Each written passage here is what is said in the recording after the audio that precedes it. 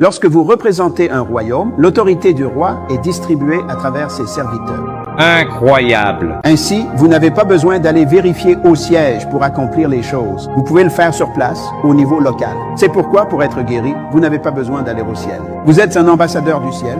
Un ambassadeur n'est pas une créature religieuse. C'est une nomination politique et vous êtes des ambassadeurs du Christ. Ouais. Cette constitution stipule que nous sommes des ambassadeurs du Christ.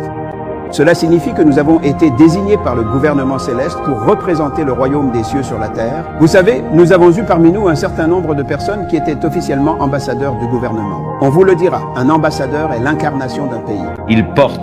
Le pays, il est le pays. Permettez-moi de vous expliquer ce que je veux dire. Si vous êtes parlementaire, député ou sénateur, vous n'êtes pas vraiment quelqu'un de grand. L'ambassadeur est plus important que vous. Si j'avais le choix entre être ambassadeur ou parlementaire, député, sénateur ou conseiller municipal, je choisirais d'être ambassadeur, et ce pour des raisons importantes. Premièrement, lorsque vous nommez un ambassadeur, vous faites de cette personne un pays ambulant. Deuxièmement, vous prenez totalement le contrôle de leur vie. Un ambassadeur paie. Facture. Une fois ambassadeur, l'État prend en charge vos besoins, vos déplacements, vos voitures, vos maisons et la scolarité de vos enfants. Bref, vous appartenez au gouvernement. Jésus a dit, « Pourquoi vous inquiétez-vous de quoi manger, boire ou porter ?» Oh mon Dieu, waouh, c'est fou.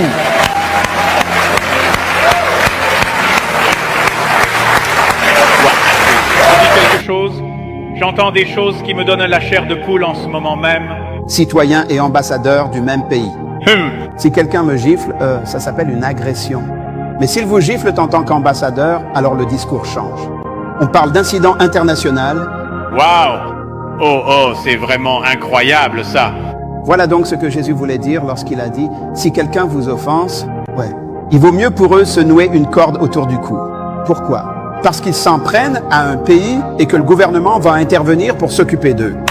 Oh mon Dieu!